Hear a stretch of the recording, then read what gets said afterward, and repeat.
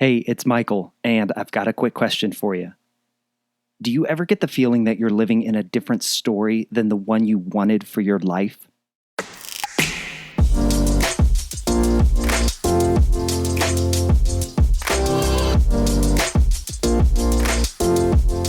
Welcome to the follow-up question. I'm your host, Michael Ashford. Come with me on a journey as I explore what it means to find common ground at a time when it feels increasingly harder to do so. To listen more than we speak so that we can understand that our differences don't have to divide us.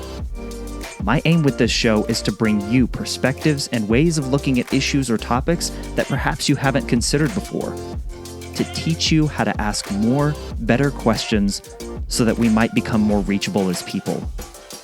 I'm a former journalist who believes everyone has a story to tell, and it's only when we ask questions and listen that we reveal what connects us as humans. Our dreams, our desires, our experiences, our ideas, and what we stand for rather than what we are against.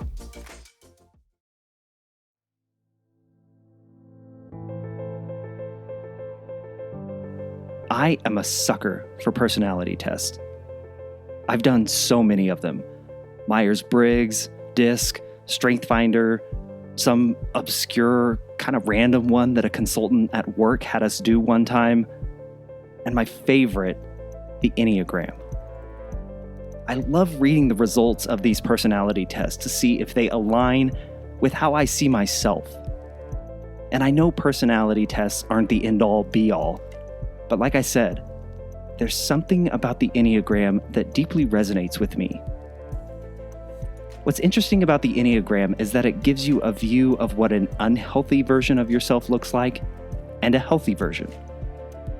I'm an Enneagram Type 3, and in an unhealthy state, the Enneagram Institute website describes a 3 as someone who wants success because they are afraid of disappearing into a chasm of emptiness and worthlessness.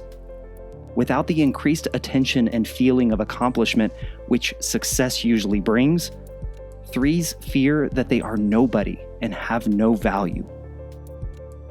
Now, a healthy 3 is self-accepting, inner-directed, and authentic, everything they seem to be.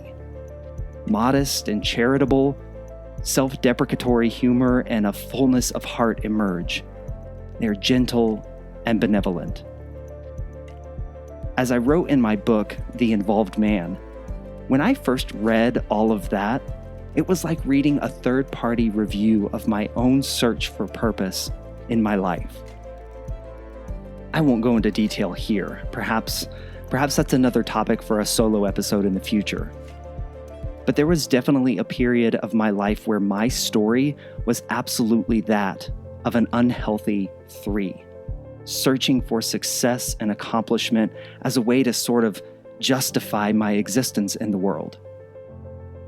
Things took a dramatic turn in college after a health scare, and then meeting my wife, Kim. But I eventually did a ton of work to understand the story I was living in, and I changed it. And now I definitely say I'm living as a healthy 3. In this episode, I speak with Ian Morgan Cron. Ian is a master teacher of the Enneagram, an Episcopal priest, a trained psychotherapist, and the host of one of the largest podcasts on the topic of the Enneagram, Typology. He's recently released a new book called The Story of You, an Enneagram Journey to Becoming Your True Self, where he outlines his own path to get out of a broken story he was living in and how each Enneagram type can do the same. Ian believes that most of us are reading off of old scripts of our lives, and at some point, the stories we told ourselves as children as to how we navigate the world, those stories stopped serving us well, and instead, they started to break us down. Now imagine for a moment what the world would be like if we were living in a new story about our lives and realizing that being broken isn't the same thing as being bad.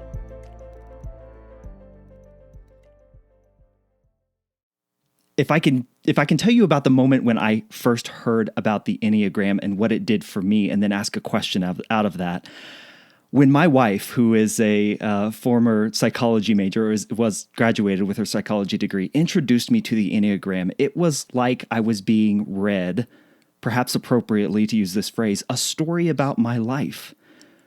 What is it, Ian, about the Enneagram that makes it so deeply resonant with us? Well, the Enneagram is this ancient personality typing system that teaches there are 9 basic personality styles in the world, one of which we gravitate toward and adopt in childhood as a way to cope, to feel safe, to protect ourselves, and to navigate the new world of relationships. I think the reason people resonate with it so much and why they're so drawn to it is because it's uncannily accurate. It's also very immediately accessible, right?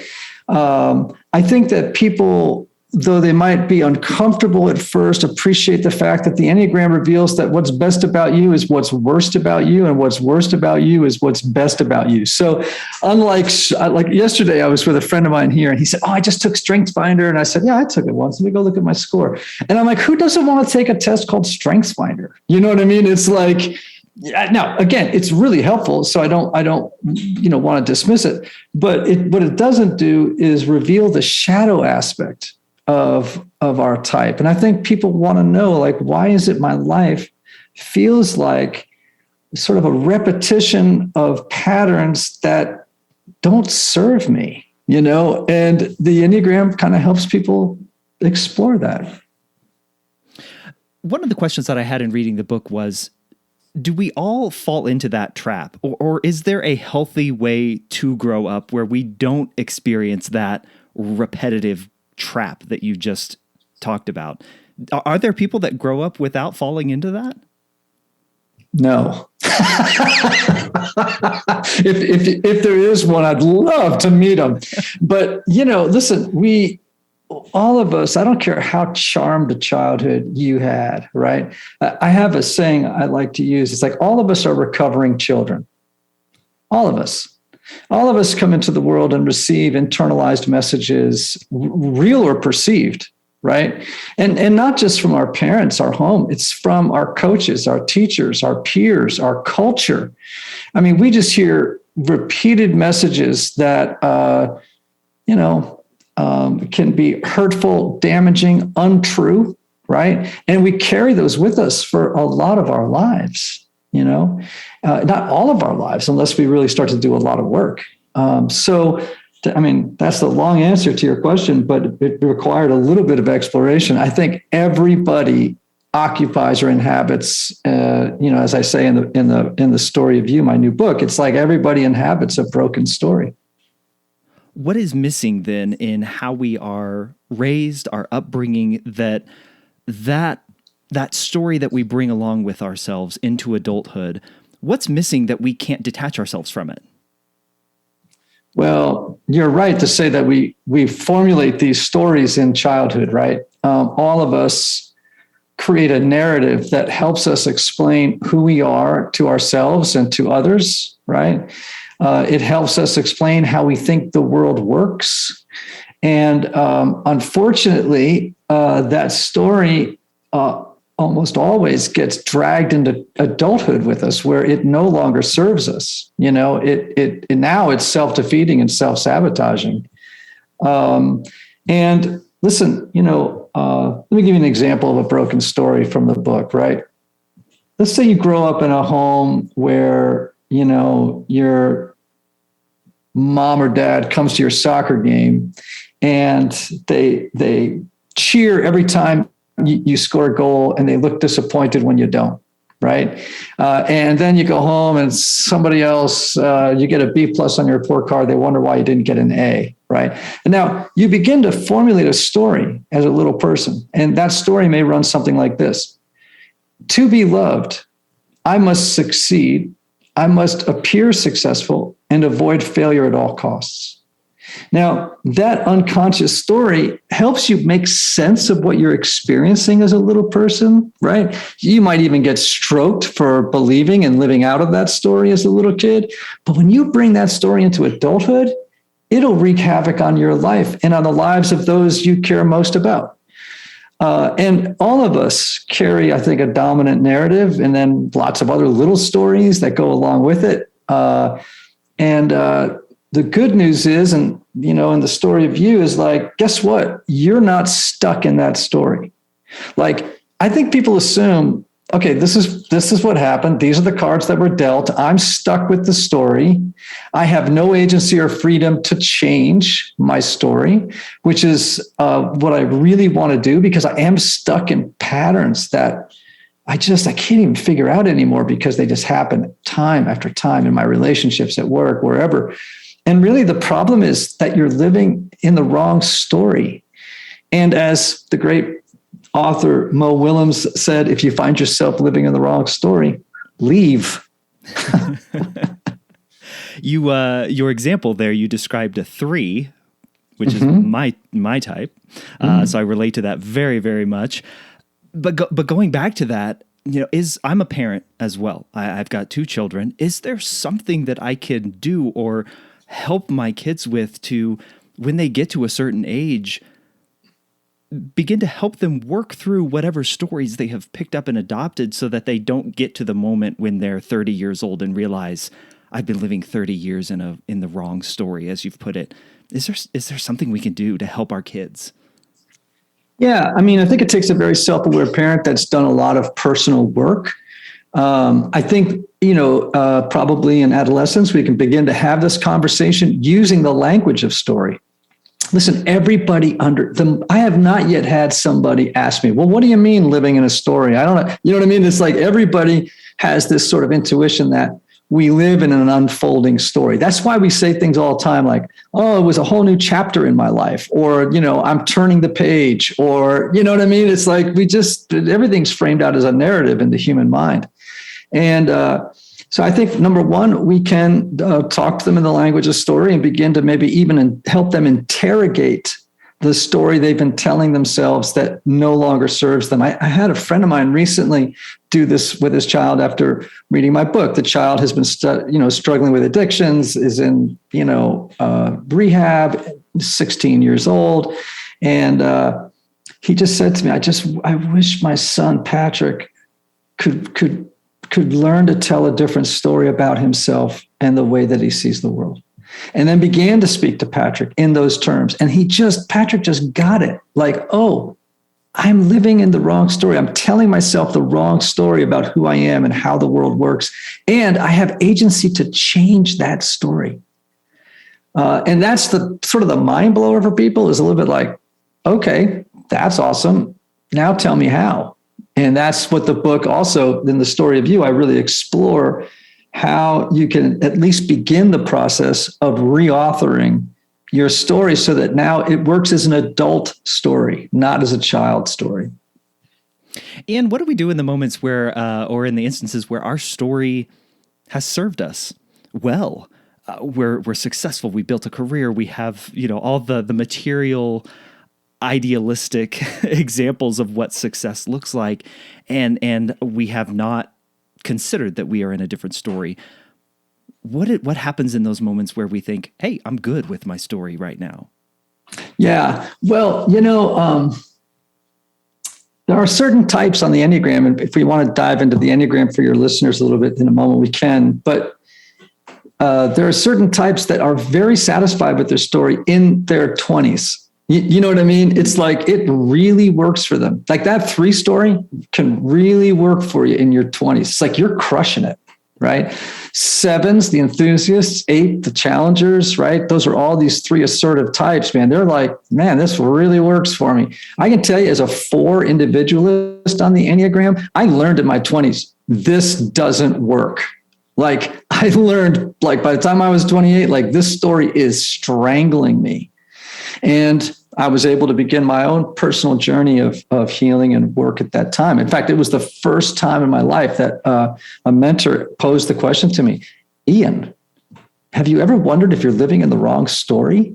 And at that point in my life, I was like, I have never thought about that. But now that you mention it, hell yeah. Because apparently the story I'm in right now doesn't work for me. Like it's really undermining my life. So I do think there's a period of time where, like, the story works, it works. Then sometimes certain types have to really hit a wall, like we were just talking about the 3-story. And the underlying premise of the 3-story is, as I mentioned, to be loved, I have to be successful, I have to appear successful, and I have to avoid mistakes at all costs. Well, I can just tell you, when you get to 40 and your wife runs away with your personal trainer because you're never home from work, you know what I'm saying? Your kids feel estranged from you.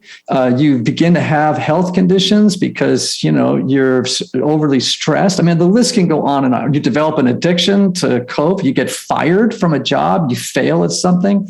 You smack into a wall hard. That story explodes on you. You know what I'm saying? So I think a lot of people also get to a point in life where, it works for a little while and then it explodes in your face. And then and the good news of the story of you is you don't have to wait for the blow up. Like you can begin to do the work now and sort of head that off before it hits. For you in your story, Ian, you did have kind of this, I won't call it a blow up moment, but you had this realization in your journey with alcoholism. Can you kind of describe how that story, that idea that it was the wrong story began to creep into your life? Yeah, of course.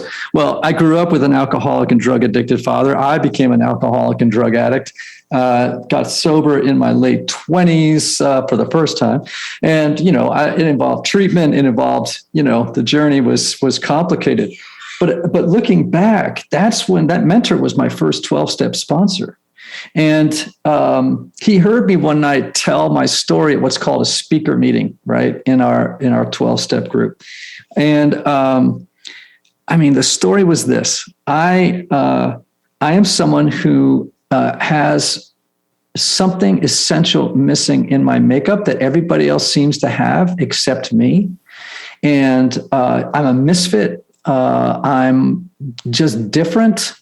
And I'll never find wholeness in this world until I recover that missing piece, that unnameable missing piece. I was an artist. I was quite sensitive. Now you can see where that story could lead you into some really tough situations, right? I mean, that's 4-story. That's the individualist story on the Enneagram. It also belonged to Amy Winehouse, Kurt Cobain, Janis Joplin, Hemingway, Sylvia Plath. Those stories didn't end well, right? And so when I began to realize that, and I will say that the Enneagram gave me language to talk about that story, and that I just didn't have before. And that was when I really began to say, this story is killing me. Like, I got to come up with a different story. If I had to name my first story, like a memoir title, it would be Lost Boy. And if I was to rename the story that I now try to live in every single day, it's Redeemed Man. And just the difference between those two stories is incredible. Ian, you mentioned right there that the Enneagram gave you language. What did having that language afford you? What did it give you the recourse to do? Yeah, I think the Enneagram said clearly what I always felt vaguely. You know what I mean? It's like and when I read it, I was like, oh my gosh, I could have written that if I'd had enough conscious awareness. If I was awake enough in this world to see it, right? And it was so efficient. It's like pages. It's not like, I don't know, I didn't have to go to a mountain in Tibet to figure this stuff out, And it only gave me a vernacular with which to speak to myself about my own life, right? It gave me a vernacular to talk to my wife and to talk with others about the story that I live in. And it gave my wife the same gift so she could speak to me about the story that she was in. And so being able to feel languaged is really, really powerful. And I'm just so grateful that I found the Enneagram. It's not, the be all to end all. It's not a magic thing, but man, it's such a useful tool.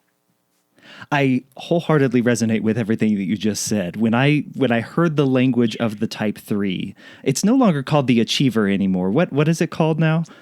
Well, every teacher has a different signifier a lot of times. So it could be the achiever. Sometimes they're called the performer. The performer. Yes. I've heard different teachers give different signifiers to different types. Yeah, it gave me language to explain to my wife and to others why I did the things that I did, even subconsciously. Now my question in that, Ian, is how do we not, to the last point you just made, it's not magic.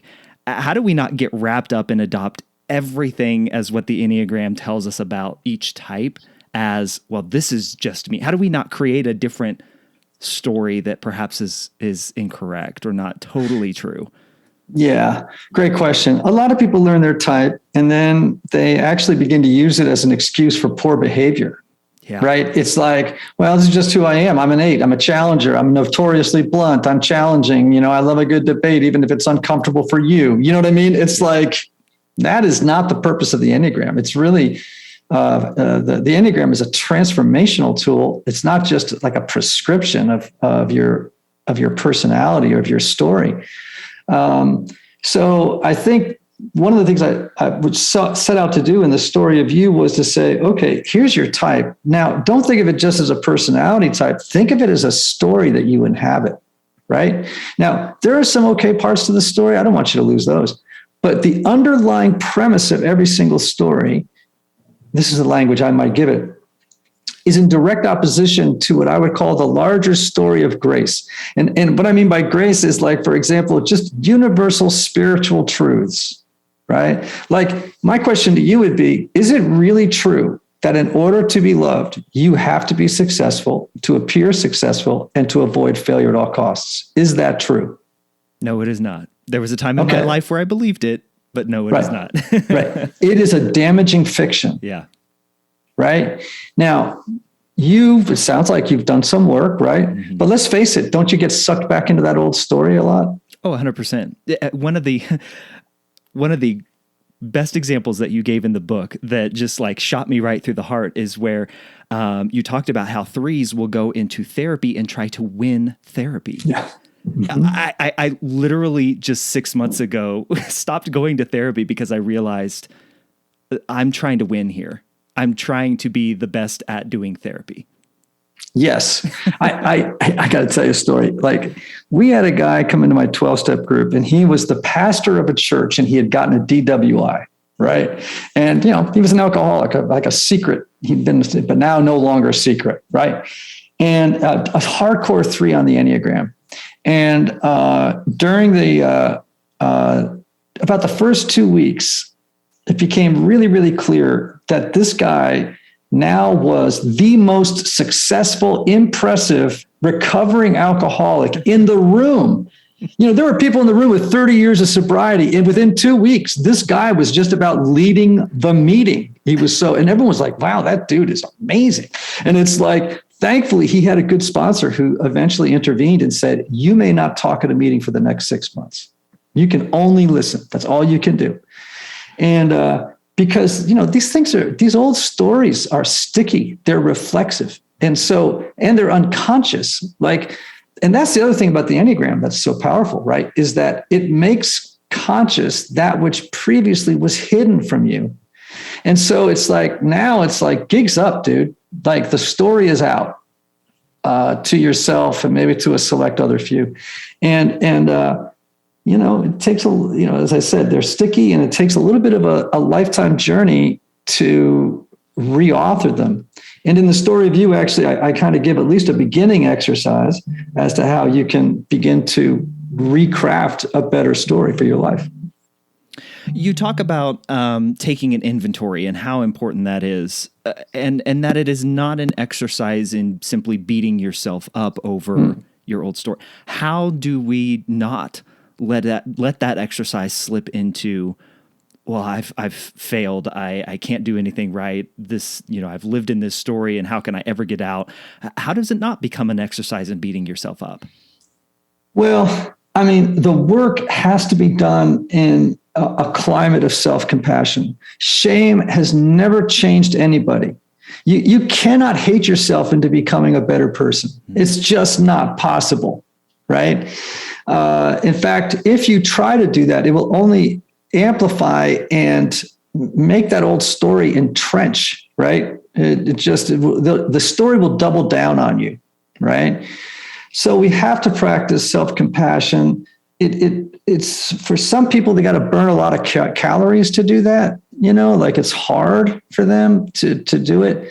But it can be done, right? Just to learn to practice what I call unconditional self-friendship. Unconditional self-friendship. And if you can do that, then the work becomes easier. And I think the ability to look at your life, when you do an inventory, you have to do it in a kind of emotionally detached way. It's like you're just doing an inventory. It's like you're in a store, you own a grocery store. It's like, okay, this tomato is no good.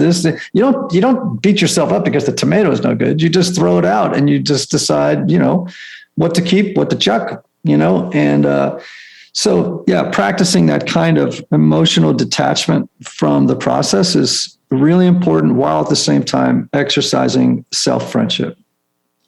You've mentioned a couple times you had a mentor that kind of helped bring out some of this to you. Can this be done in an effective way without a mentor? Is a mentor part of the process? Mentors are helpful, but I don't, therapists, I'm a therapist. So, I'm a big believer. I think, if you're in a 12-step, recovery community or, say a church or a synagogue community where there's an older person with some more experience that can be a good person to accompany you on your journey to healing and growth, fantastic. But I do think the journey can begin, as it has for me many times, with books, right? And teaching that you pick up along the way. And that's why people like me write books, right? Is because we believe that even just educating yourself in the journey of growth can be, tremendously powerful. I mean, my whole life has been books, and I have to say that I've learned more from books and been transformed more by books than any other medium. I'm interested in you have the acronym SOAR. To guide you through this journey, which is, what is it? I wrote it down. See, own, awaken, and rewrite. The see part of it, is that the hardest part, to see that broken story? Yeah. And, one of the things in the book I do is I go through all 9 Enneagram types. I reveal that each of them represents a story that lots and lots of people subscribe to in childhood, one of these 9 stories, right? And then I describe, well, how can you break free from those limiting stories, right? And so C would be the first step. There's a great quote from Wendell Berry, the great novelist and essayist Wendell Berry. He says, if you don't know where you're from, you'll have a hard time saying where you're going.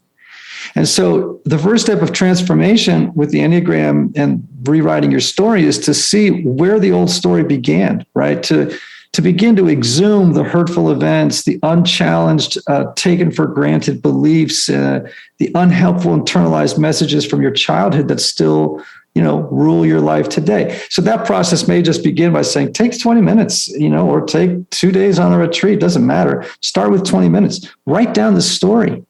Write down the story of your life, and with all of its, terrible and wonderful details, and you'd be surprised how powerful it is when people actually write their story out.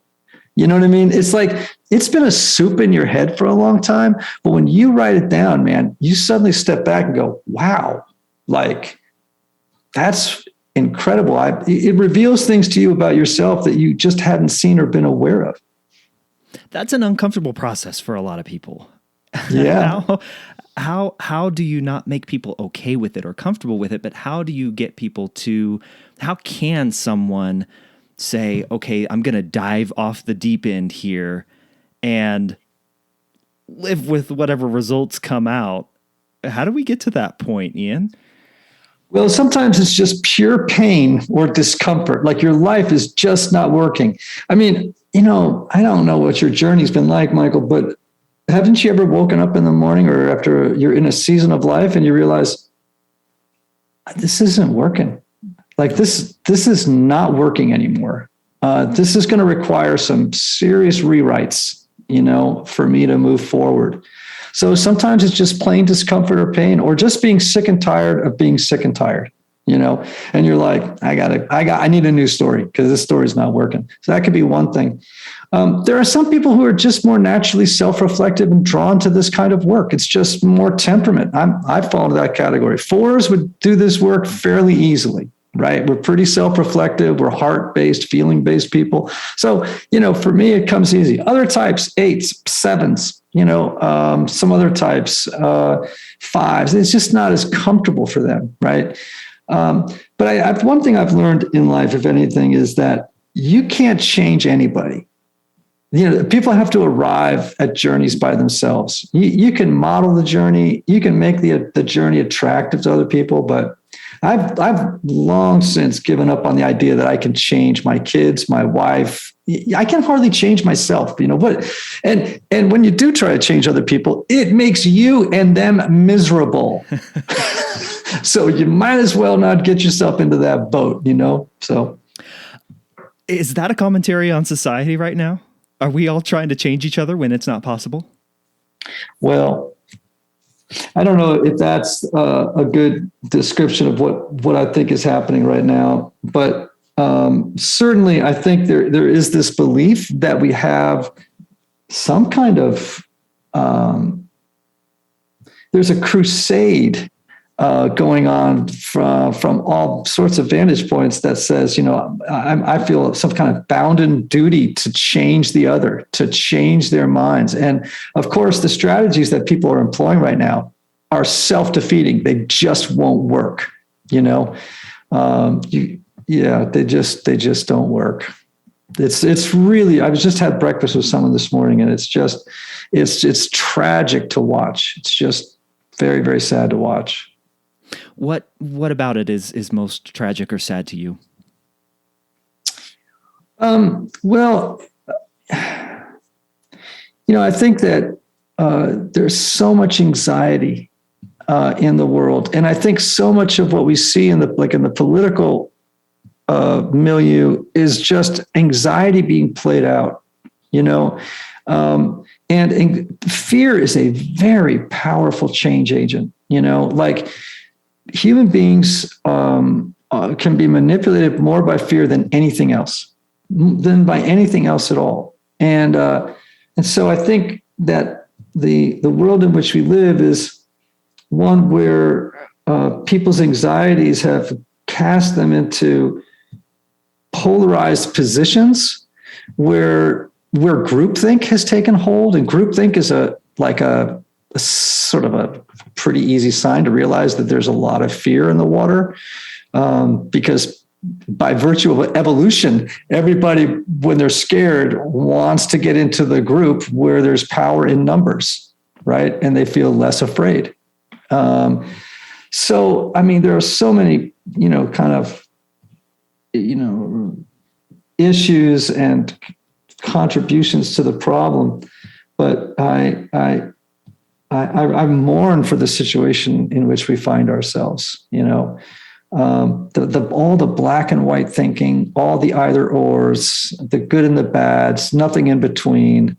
There's just a culture of anxiety, and then what happens when you're afraid is that you begin to. And history has proven this. I'm not making this up. Like, this is not the universe's first rodeo in this thing, right? And so really what's happening, right, is then you begin to demonize, objectify, and villainize the other, right? And then it becomes even easier to hate, right? Because now you're not dealing with a human being, you're dealing with an object, right? That poses a threat. So one of the things I love about the Enneagram is that it arouses compassion and empathy and for other people, because you begin to realize, there's all kinds of different people in the world, right? And so I guess there were safer zones for people to have humane, interested, curious conversations with each other about why they feel the way that they do, not just think and believe the way they do, but why they feel the way they do. Because I guarantee you underneath it is suffering. There's some form of suffering underneath it. And until we can make contact and have empathy for the other, we're in hot water. Gosh, that's so good, Ian. So good. On the topic of language, you and I discussed that the Enneagram gave us language for ourselves and our story. Does it give us language to relate to the other, to the person across from us? Can it be language across stories? Oh, absolutely. One of the things, I do a lot of corporate work, right? Working with like senior management teams, CEOs, to help them build better teams using the Enneagram, et cetera, right? And one of the things I tell people all the time in those sessions is one of the worst mistakes you can make in life is to presume that your way of seeing the world is normal. Like if the Enneagram is right, there are 9 normals, right? Yeah. The 9 normal ways of seeing the world. And if you presume your way of seeing the world is normal, you will then feel free to judge other people's views as abnormal. And then, that then limits you to a little cocoon of your only way of seeing the world, right? So you're a 3 on the Enneagram. I know the 3 story. I'm familiar with all 9 types, and I encourage everybody to become familiar with all 9 types. I know a lot about how you see the world.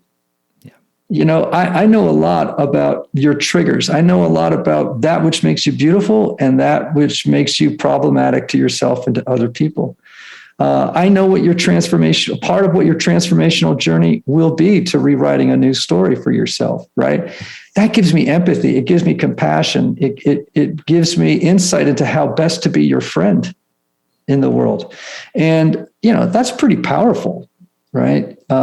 It's not enough to know the narrow confines of your own story, but to begin to understand all these other stories that people tend to inhabit in childhood and drag into adulthood. And, these old scripts we keep reading off of that, just are no good anymore. So that language is powerful. You write in the book that the journey is to go from our default story, what you have deemed our initial type, which is our passion, to our virtues. And a question that came up to me as I was reading the book is, we'll take the type 3. The type 3, I believe, is the passion is deceit, and the virtue is authenticity. How does the virtue not become a cliche? Like I can jump on social media and see examples of authenticity in air quotes. How do we know when we're accurately living out that virtue that you describe as the goal of the journey? Yeah. So yes, every Enneagram type has what's called a passion, and that passion isn't the positive word passion that we think, I'm really excited about this. I got a passion for fly fishing or whatever. That's a good thing. But in the Enneagram, the passion is this powerful, unconscious emotional motivator that continues to fuel and perpetuate the shadow side of your personality type. Right. And so part of the journey is to move out of that into what I might call the antidote, which is your virtue. And each type has a passion and a virtue. Now, to your point, deceit is the passion of the 3. And what that means is that the 3 has this way of adopting masks. And there you have a kaleidoscope of masks, right? You could be a chameleon. What's that? You can be a chameleon. Yeah, well, that's your worst, right? Yeah, when you're not very self-aware. Exactly. And so what happens then is you end up deceiving yourself more than other people, though it happens in both situations. But really, you begin to not know who you really are anymore because you've been spending your life wearing all these different masks, right? So what you're describing is different than authenticity. So that's the goal. That's the virtue. What you're describing is what I call calculated transparency. Yeah. That's different than authenticity. I have seen it a million times on Instagram. I've heard public speakers get up and tell horrible stories about themselves. And I'm like, that is not authentic. You're actually telling that story to me as another way to cast yourself in a really great light, right? Whereas authenticity is something that's really legitimate. It's like, I know when I'm being authentic, it's like I feel the lump in my throat and every hair on my head stand up, and there's something in me that screams, don't tell them. Don't tell them. Don't let them see it. You know what I mean? Yeah. And then I'm like, okay, well, now we're hitting authenticity. But, threes might struggle with what we might call calculated transparency, spinning the story and making it sound like you're being authentic when actually it's just kind of being manipulative to make the other admire us for, oh, wow, they're being so real. And it's like, nah, don't fool yourself. It's not real. It's very easy to do. It's very easy to do and fall into that trap. Ian, you, on your show, Typology, in your book, you very much relate the Enneagram to our faith and to the story that God has for us. Where did that come about? Has that always been something in your life? Yeah, I mean, I've always sort of thought about faith, at least in the Christian context, as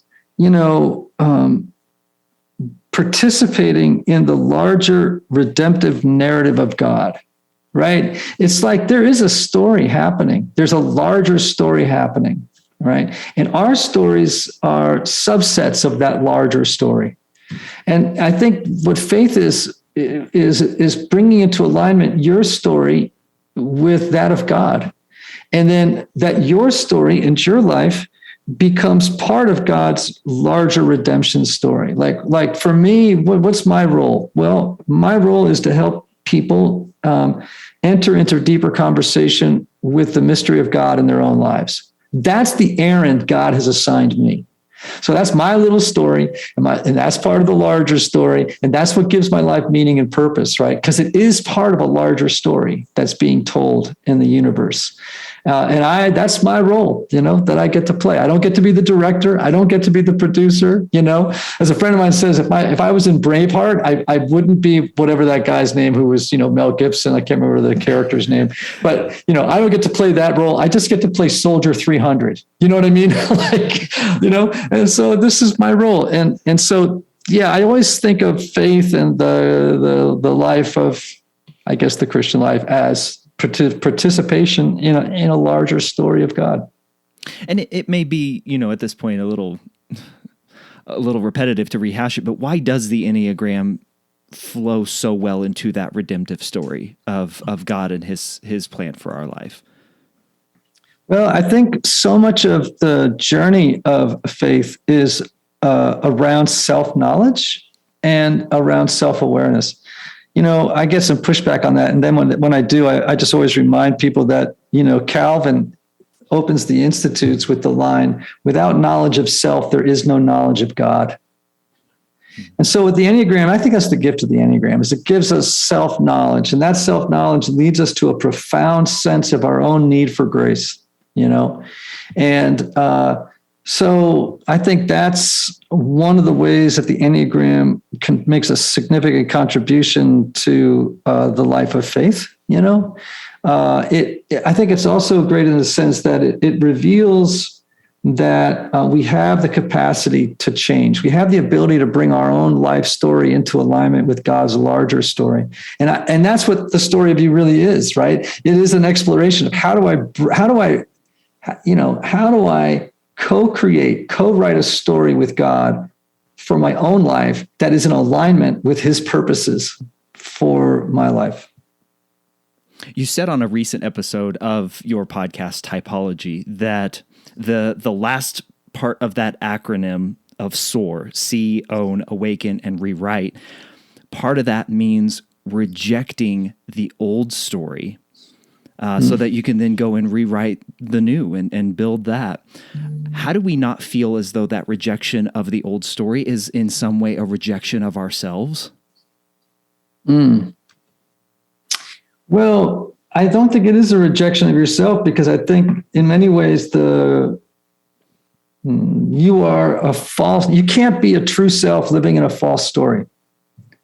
And I think that, that's like an important principle to keep in mind.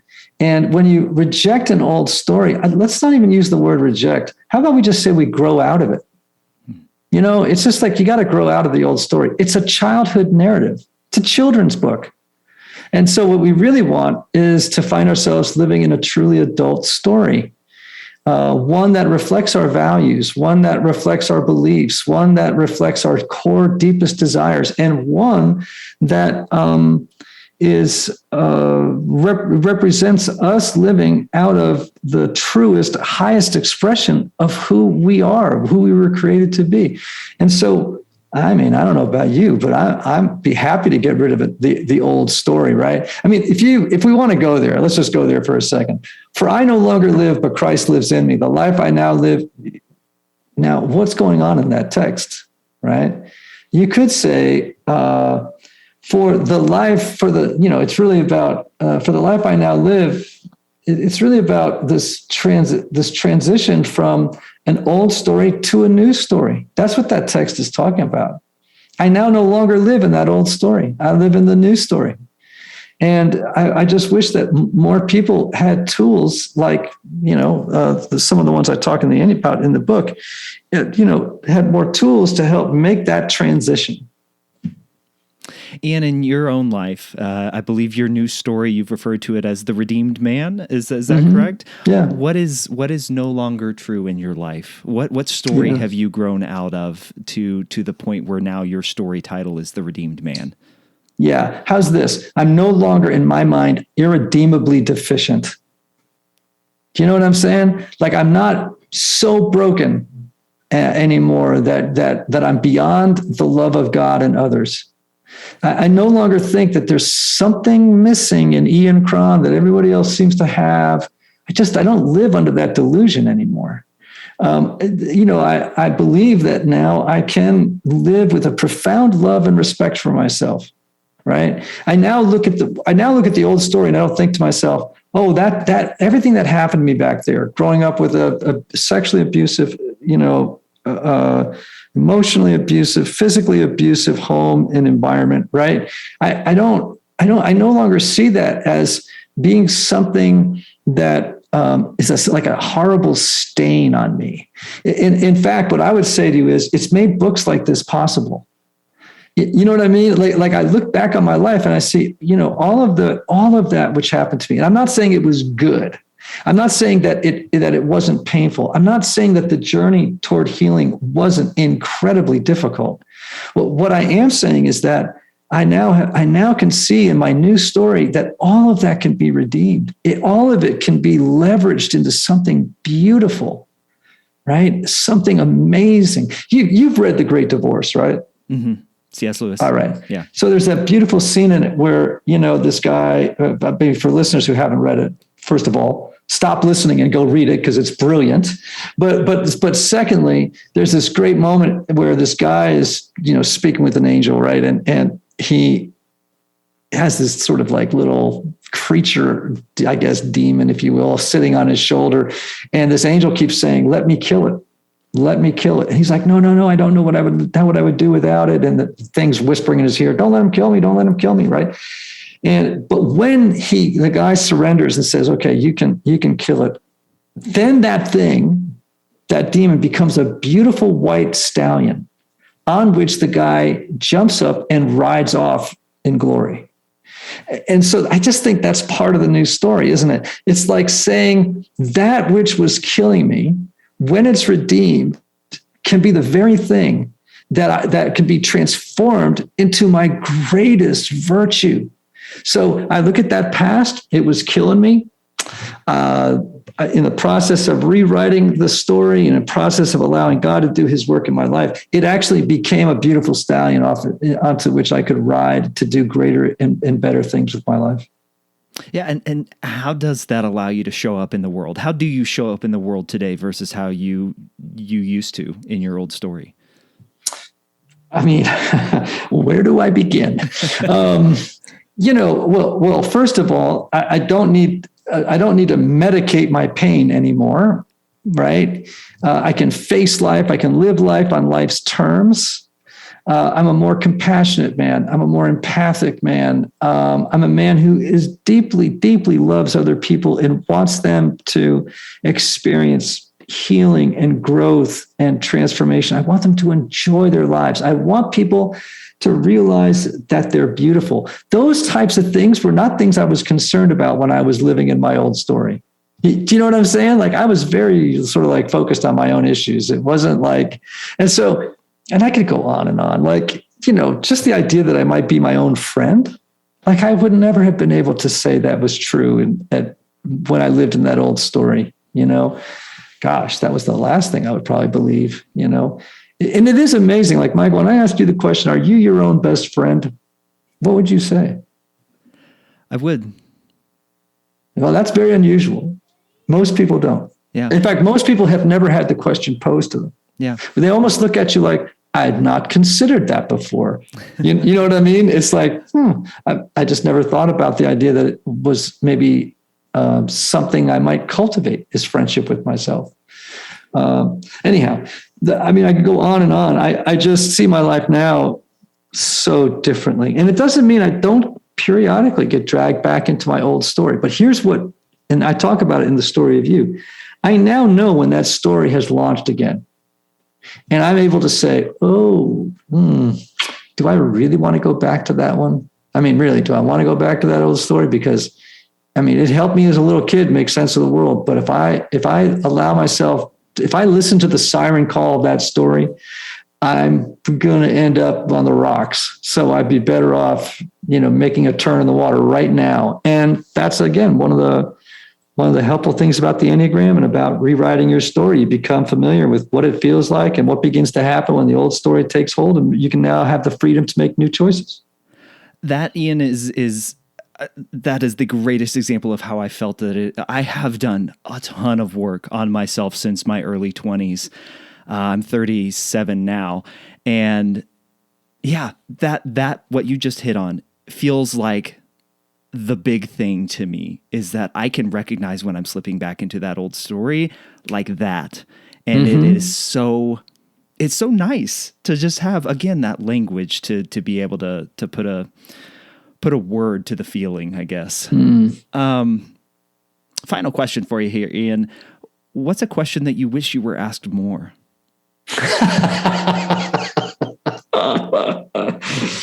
Oh, I don't know.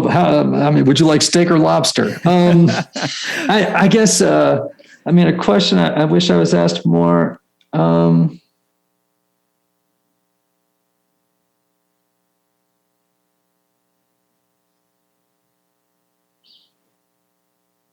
don't know. That's a wonderful question. I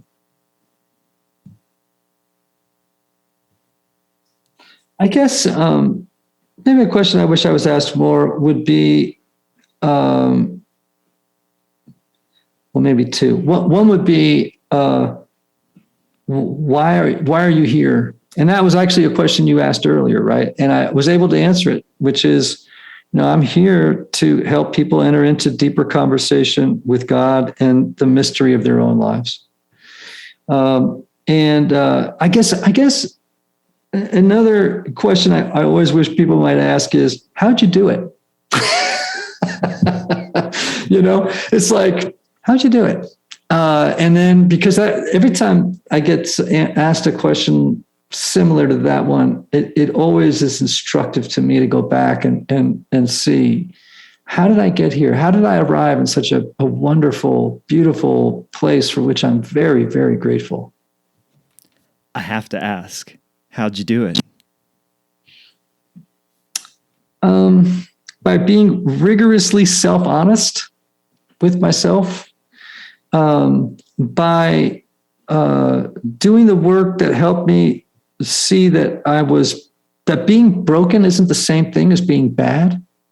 And I think a lot of times in churches or in the culture, we think that broken equates to bad. Like, I don't think that's true. Like you and I don't know how you grew up, or, the circumstances that people face in life. Generally speaking, you're not consulted about them.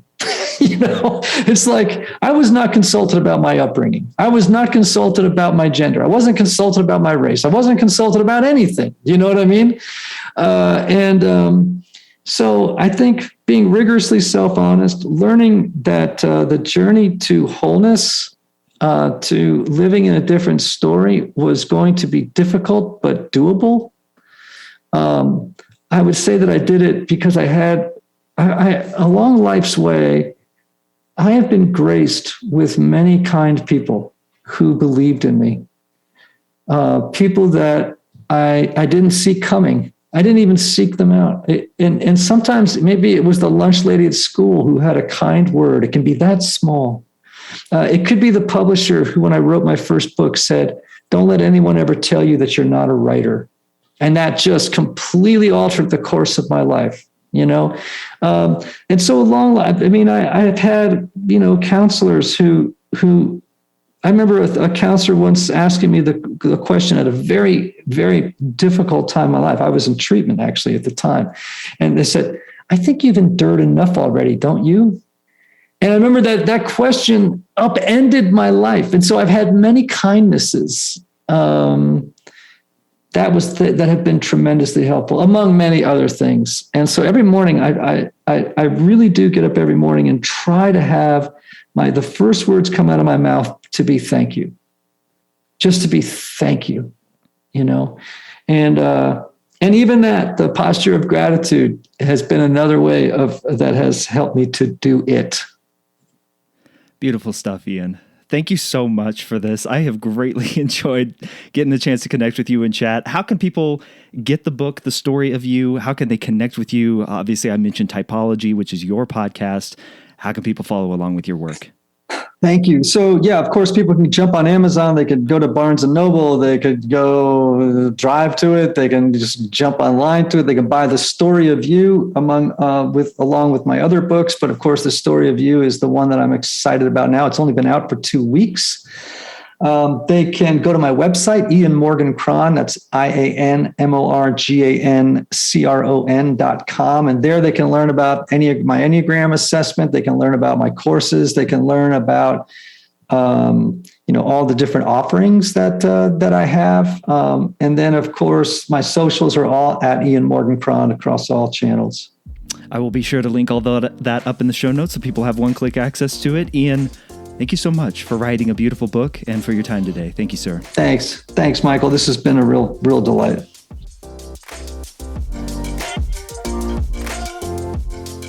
So many thanks to Ian for sharing his story on the show this week. Please do me and Ian a huge favor. Share this episode with someone you know who might also find some value in listening to today's conversation, or perhaps they're just an Enneagram fan like I am. Share this episode with your network and help spread the good word about the importance of asking more questions.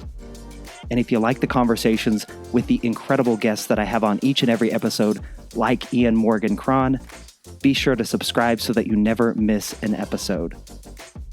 If you would ever like to get in touch with me, you can always email me at michael@thefollowupquestion.com, or you can go to michaelashford.com and reach out there. I'll catch you on the next episode of The Follow-Up Question. And until then, keep asking questions.